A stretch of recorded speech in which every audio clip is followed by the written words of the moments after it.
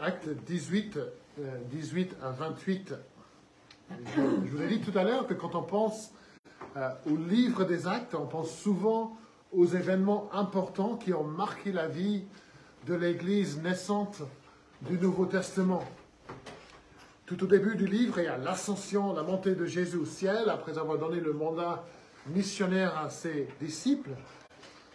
Bien tôt après, il y a la prédication de Pierre, suivie par la venue du Saint-Esprit le jour de la Pentecôte.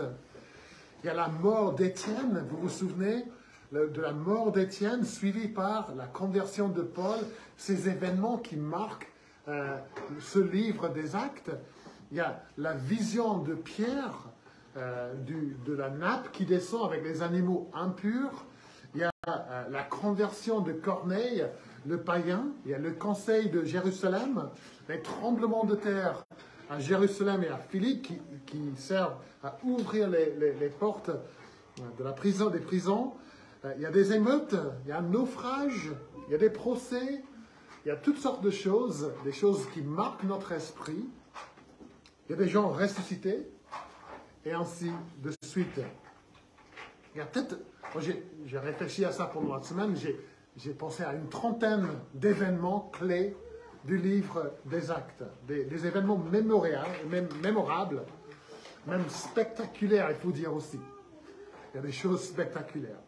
Mais, comme je vous ai dit tout à l'heure, selon la plupart des experts, le livre des Actes se déroule sur 35 ans. Et ces événements, il y en a certains qui ne durent que quelques minutes. Et donc ça veut dire qu'il y a beaucoup de temps dans le ministère des apôtres qui n'est pas décrit dans ce livre, ou qui est décrit en quelques mots. Qu'est-ce qu'ils faisaient les apôtres pendant les 35 ans quand ils n'étaient pas en train de faire des miracles ou de sortir de prison? 35 ans. Quand ils ne s'échappaient pas de prison, quand ils ne se faisaient pas lapider, quand ils n'étaient pas victimes d'un naufrage, que faisait l'apôtre Paul? Et le passage devant nous ce matin nous aide, c'est un passage court, un passage peu mémorable, et c'est un passage qui nous aide, qui nous donne un aperçu sur les journées ordinaires, on va dire, de l'apôtre Paul. Les journées sans tremblement de terre, les journées sans naufrage, sans lapidation, mais les journées clés dans son ministère. Et si je vous demandais, je vais peut-être le faire à la fin de notre série, dans quelques mois, quel est ton passage préféré du livre des Actes? Je pense que personne ne le choisira. Le chapitre 18, versets 18 à 28. Mais le Saint-Esprit a inspiré Luc à écrire ces versets, et ils contiennent des choses importantes à noter. Et je propose qu'on regarde ensemble deux priorités dans la vie de l'apôtre Paul que nous voyons dans ces versets. Deux choses qui ont marqué sa vie et qui devraient aussi marquer notre vie. Il y a beaucoup de choses qu'on voit dans la vie de Paul dans ce livre que nous n'allons pas faire nous-mêmes. Beaucoup de choses que lui, il fait, que nous n'allons jamais faire. Mais ici, dans ce chapitre, nous voyons des choses que nous devrions faire. Des choses qui sont vraies de Paul, qui devraient être vraies aussi de nous. Deux choses. La première des choses, c'est les disciples affermis. Les disciples affermis. Au verset 18, si vous avez votre Bible, je vous invite à regarder, nous voyons que Paul demeure assez longtemps à Corinthe. La liberté accordée aux chrétiens par le proconsul, on a vu ça la dernière fois, permet à Paul d'y rester, d'enseigner et de fortifier l'Église naissante. Et Paul est un grand missionnaire. Sa vie est consacrée à l'annonce de l'Évangile de Jésus-Christ. On le voit souvent dans la synagogue en train d'enseigner Jésus et l'Évangile. Mais il fait plus que ça. Il fait beaucoup plus que ça. Le mandat donné par Jésus à son Église, à ses disciples, à ses apôtres, n'était pas simplement l'annonce de l'Évangile. Jésus leur a dit, dans Matthieu 28, allez, faites de toutes les nations des disciples, les baptisant au nom du Père, du Fils et du Saint-Esprit, et enseignez-leur à observer tout ce que je vous ai prescrit. Faites des disciples, enseignez-leur tout ce que je vous ai prescrit. Et comme on a vu dans le livre Vivre pour Jésus, si vous avez eu l'occasion de lire ce livre, quand on devient chrétien, c'est au début, c'est le début d'une nouvelle vie de disciple. C'est le début de tout un processus de transformation, de croissance spirituelle, de sanctification. Ce n'est pas simplement que Jésus nous sauve et qu'il nous laisse comme ça.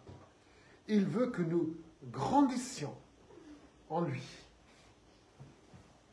On apprend à vivre pour Jésus. On apprend à vivre comme Jésus. Et on apprend cela dans le cadre de l'église locale, comme celle que Paul est en train de fortifier à Corinthe. Et donc Paul, il travaille sans relâche, il se donne de la peine afin que les nouveaux convertis puissent grandir dans leur foi. Il travaille pour fortifier l'Église. C'est un travail long qui demande beaucoup de patience et de l'investissement. Et nous savons que même après son départ, Paul a continué à fortifier l'Église en écrivant 2 lettres à l'Église à Corinthe. En fait, il a écrit plus à l'Église à Corinthe qu'à n'importe quelle autre Église. Et au verset 23, nous le voyons en train de faire exactement la même chose au début de son 3e voyage missionnaire. Verset 23, il repartit et parcourut successivement le pays de Galatie et la Phrygie en affermissant tous les disciples dans toutes les églises qu'il avait fondées lors de ses voyages missionnaires précédents. Et notre passage ce matin nous aide à comprendre un de nos plus grands besoins. Nous sommes des disciples qui ont besoin de grandir et d'être affermis dans la foi. Qui peut dire, moi, je n'ai pas besoin de grandir dans ma foi? Vous, peut-être, mais pas moi. Qui peut dire, ma relation avec Dieu est parfaite? Qui peut dire, je ne veux pas connaître Dieu davantage? Ça va, merci. Qui oserait dire, je comprends parfaitement tout ce que la Bible dit sur Dieu, sur moi, sur le monde. Je n'ai rien à apprendre. Personne. Nous avons tous besoin d'être affermis. Ceux qui sont chrétiens depuis longtemps et ceux qui sont chrétiens depuis peu de temps. Ceux qui sont en train de naître spirituellement. Ceux qui se trompent sur plein de choses aussi. Et dans les versets 24 à 28, on voit que même un grand prédicateur comme Apollos, lui, il a besoin de grandir et d'être affermi. Même lui, il a besoin d'apprendre des choses. Et il est décrit au verset 24 comme un homme éloquent et versé dans les Écritures. Il était instruit dans la voie du Seigneur.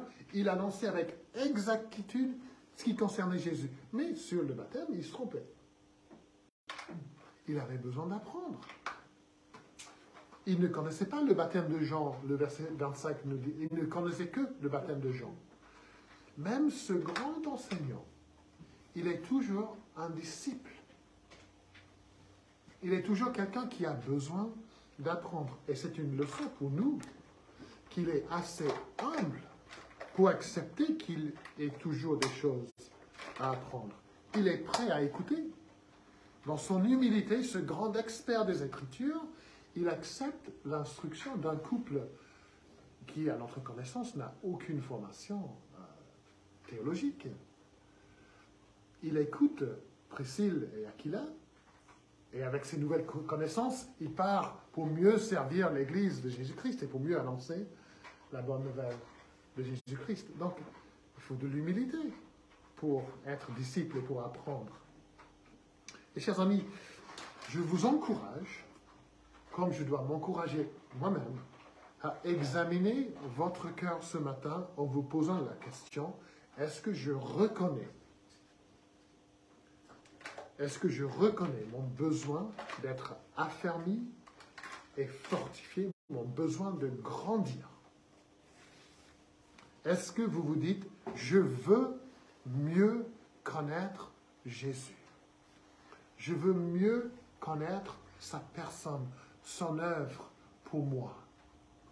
Je veux vraiment contempler les merveilles de son œuvre, de sa personne.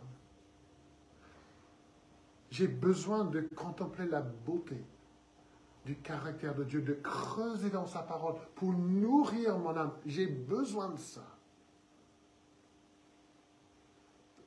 Ça me ferait beaucoup de bien de sonder les profondeurs de la grâce, de la miséricorde de Dieu, pour les mieux comprendre. Y a-t-il le désir d'être émerveillé par Dieu afin de grandir dans la foi? Si c'est vraiment votre désir, et j'espère que c'est le cas, si vraiment vous avez envie d'être affermi dans votre foi, dans votre amour pour le Seigneur, comment est-ce que vous pensez que ça va se passer? Vous avez envie de grandir. Comment est-ce que vous allez grandir?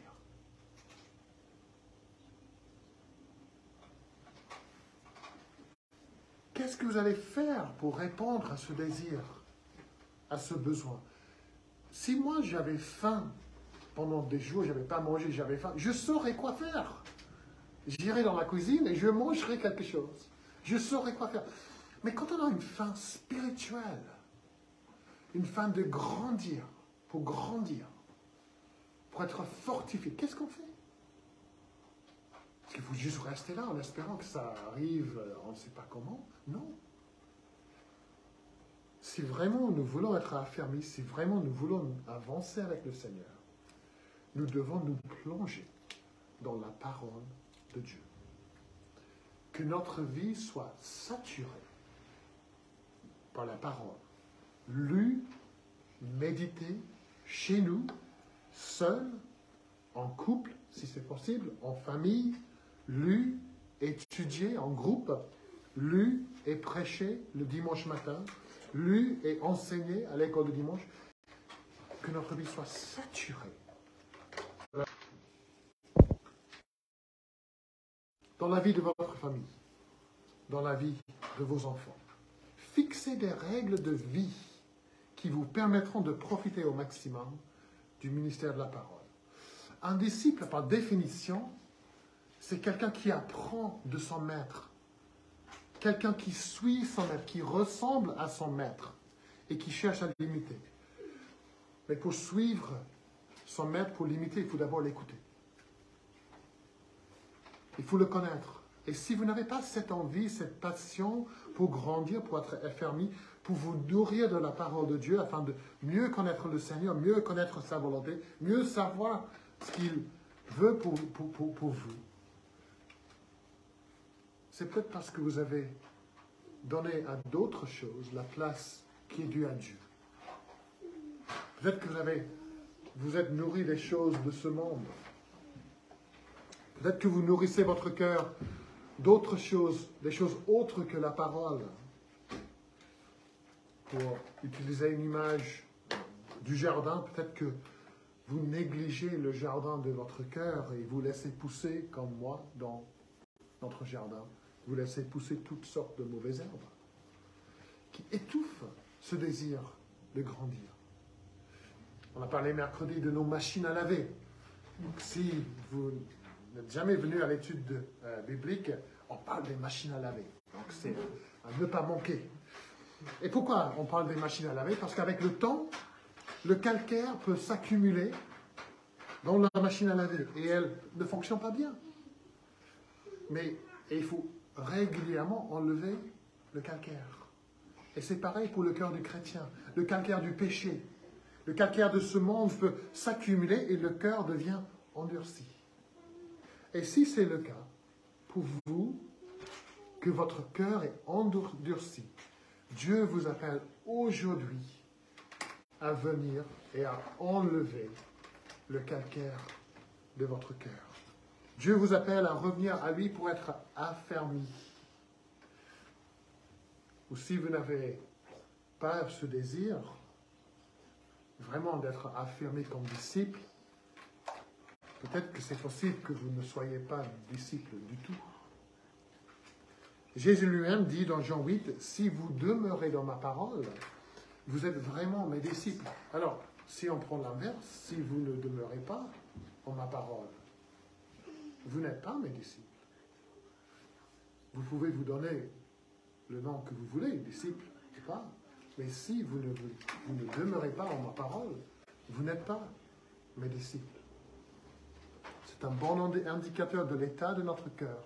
C'est la place que nous donnons à la parole de Dieu.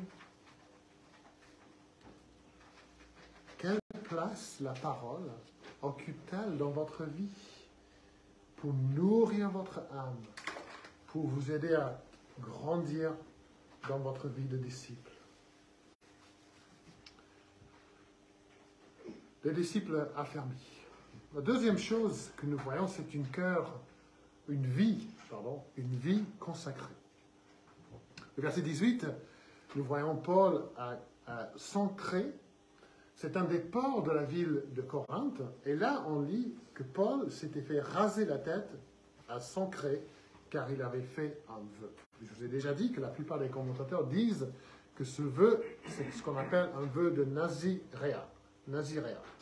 Samson, par exemple, dans l'Ancien Testament, il était naziréa, à vie. Il était ça à vie. Ce n'était pas qu'il avait fait un vœu pendant un certain temps, il était ça à vie.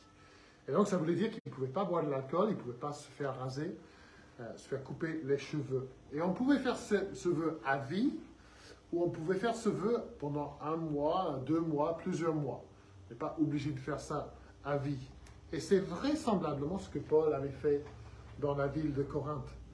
Et une partie de ce vœu était la cérémonie qu'on voit décrite ici dans le verset 18, où on se faisait raser la tête, les cheveux, après avoir laissé pousser les cheveux, et c'était pour marquer la fin du vœu. Et c'est pourquoi ce qui se passait après, c'est qu'on allait à Jérusalem avec les cheveux pour présenter les cheveux en offrande. Et c'est probablement pourquoi Paul veut se rendre à Jérusalem au verset 21. Il est pressé d'y aller. Alors quand on pense que c'est ça, cette histoire de vœu de Paul, mais ça nous fait poser la question, pourquoi faire ce vœu? À quoi sert le vœu de Paul? Il faut comprendre qu'un tel vœu était un signe de consécration à Dieu. C'était ça la phrase qu'on a vue dans le livre des Nombres. Consacré, consacré, consacré, consacré. Donc Paul voulait montrer sa consécration à Dieu. C'est ce que nous avons lu dans le Nombre 6. Pendant tout le temps de son naziréat, il sera consacré à l'Éternel. Le but du vœu était de montrer à Dieu et de montrer au monde, publiquement, qu'on est consacré au service de l'Éternel. Et bien souvent, le vœu de consécration était fait en réponse à la grâce reçue de la part de Dieu. Et les commentateurs proposent que Paul a fait ce vœu en réponse aux promesses données au verset 10 que nous avons vu la dernière fois. « Comme moi, je suis avec toi, et personne ne mettra la main sur toi pour te faire du mal, parce que j'ai un peuple nombreux dans cette ville. » Il pense que c'était une réponse à ces promesses et l'accomplissement de ces promesses que Paul a fait ce vœu. On ne peut pas être sûr, mais c'est bien possible. Et Paul, il garde son vœu. Il accomplit son vœu. Même quand on lui demande de rester à Éphèse, ce qu'il aurait aimé faire, il lui demandait de rester quelque temps, verset 20, mais puisque Paul avait fait ce vœu, non, je dois me rendre à Jérusalem. Il fait le vœu, il garde le vœu. Alors, quelle place pour les vœux dans notre vie? Est-ce que ce serait peut-être plus facile pour certaines que pour d'autres? Est-ce qu'on va laisser pousser les cheveux? Est-ce qu'on va s'abstenir du vin? Est-ce que les vœux ont une place dans notre vie aujourd'hui? La réponse est oui. ça va peut-être vous surprendre, les vœux ont bien une place dans notre vie. Si vous êtes marié, vous avez fait des vœux, des promesses. Vous vous êtes consacré à la personne avec qui vous êtes marié. Si, quand on se fait baptiser, on devient membre de l'Église, on fait des vœux, des promesses. On promet de mener une vie cohérente avec sa profession de foi. C'est un vœu qu'on fait devant Dieu. On promet un certain engagement envers Christ et envers son peuple. Lors du baptême d'un enfant, les parents et les membres de l'Église font des vœux. Les parents font un vœu pour prier pour l'enfant, pour prier avec les enfants, et les membres de l'Église aussi, et pour parler à l'enfant de Dieu, et pour vivre une vie, pour être un modèle de piété pour l'enfant. Des anciens de l'Église font un vœu. Les diacres aussi. Ils se consacrent au service du Christ et de son Église. Donc oui, on fait toujours des vœux. Et si on ne fait pas de vœux de Naziréa, il y a quand même une place pour ce que le vœu représente. Même si on ne fait pas le vœu que Paul a fait, il y a de la place pour ce que le vœu représente. Et c'est ça qu'il faut comprendre. Et ce que le vœu représente, c'est consécration et reconnaissance. Consécration et reconnaissance. Je vais passer le reste du temps sur ces deux mots.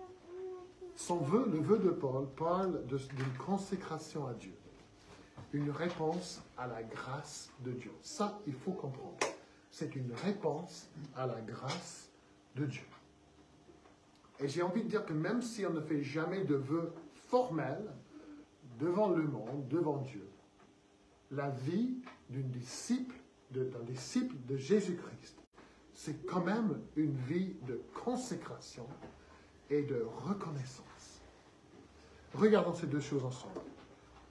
La vie chrétienne et la vie du chrétien est possible uniquement grâce à Jésus-Christ, et donc sa vie est une vie en Christ, pour Christ, avec Christ. Et ça, c'est une vie consacrée au Christ.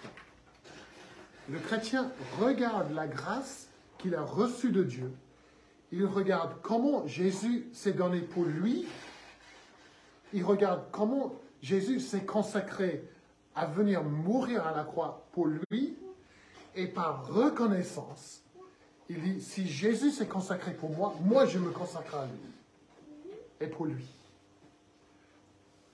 Paul explique bien dans Romains 12, il dit, frères, puisque Dieu a ainsi manifesté sa bonté pour nous, grâce, je vous exhorte à vous offrir vous-même en sacrifice vivant. Réponse. Grâce, réponse. Puisque Dieu a fait ceci, vous faites cela. Et voilà comment nous devrions voir notre vie. La vie entière du chrétien est une réponse de reconnaissance et de consécration. La vie entière est comme un culte que nous rendons constamment à Dieu. Notre consécration au Christ est une réponse à sa consécration à nous. Jésus nous sauve. Il nous rachète par son sang. Il se consacre entièrement à la tâche donnée par son Père. La tâche de venir dans ce monde, de mener une vie d'obéissance parfaite à Dieu et d'aller jusqu'à la croix, là où il prend sur lui le péché de son peuple. Voilà la mesure de sa consécration pour vous, pour moi. Beaucoup plus que s'abstenir du vin, des raisins et de laisser pousser ses cheveux. Voilà le vœu, pour ainsi dire, que Jésus a fait pour nous. Et le vœu de Paul, c'est un vœu public. Il veut que sa consécration soit évidente. On l'aurait regardé, on ne sait pas pendant combien de temps il a laissé pousser les cheveux, mais on l'aurait regardé avec ses cheveux longs et on aurait su qu'il avait fait ce vœu. On aurait su qu'il était consacré au Seigneur. Et quand on regarde Jésus, sa vie et surtout sa mort, on sait tout de suite qu'il s'agit d'une vie consacrée aux autres. une vie consacrée à la tâche donnée par le Père. En tout ce qu'il fait, Jésus, on voit sa consécration à la tâche devant lui. On voit sa détermination d'aller à Jérusalem. Non pas pour présenter ses cheveux, mais pour présenter son corps à la croix.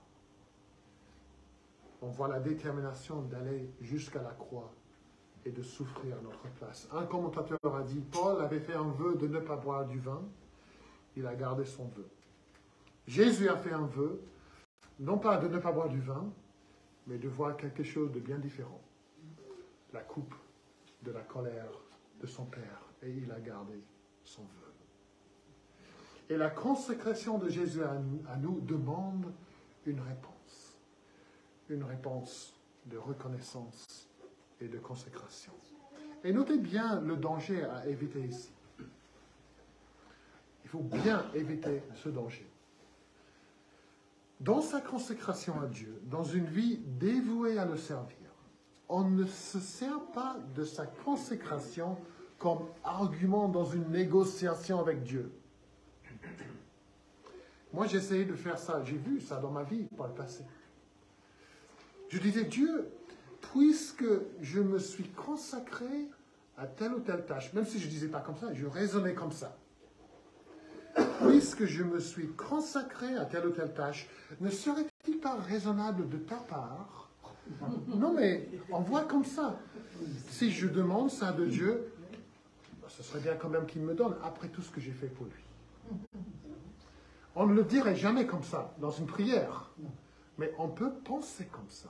On peut raisonner comme ça. Paul ne demande rien en retour de la part de Dieu. Son vœu, sa consécration découle de la grâce et de la miséricorde de Dieu. Il est venu dans le monde pour mourir à la place des gens comme nous. Il a pris sur lui le jugement de Dieu contre le péché des rebelles comme nous, afin que des rebelles puissent devenir des disciples. Êtes-vous disciples de Jésus-Christ? Vraiment, vraiment disciples de Jésus-Christ? Si oui, Paul nous montre que c'est la volonté de Jésus que vous soyez affermis, fortifiés dans votre vie. Jésus-Christ a consacré sa vie à la mission de sauvetage que son Père lui avait donnée. Il a tout consacré pour nous, afin que nous puissions tous tout consacrer pour lui. Et c'est sa volonté pour votre vie, que votre vie soit consacrée, non pas à votre carrière, non pas à votre confort, non pas à votre bonheur terrestre, mais au service du Seigneur. Au service du Seigneur dans votre carrière. Au service du Seigneur dans votre maison. Au service du Seigneur dans votre famille. Mais au service du Seigneur. C'était le cas pour Paul, c'était le cas pour Priscille, Aquila, pour Apollos. Qu'il soit de même pour nous tous. Par la grâce de Dieu et pour sa gloire. Amen.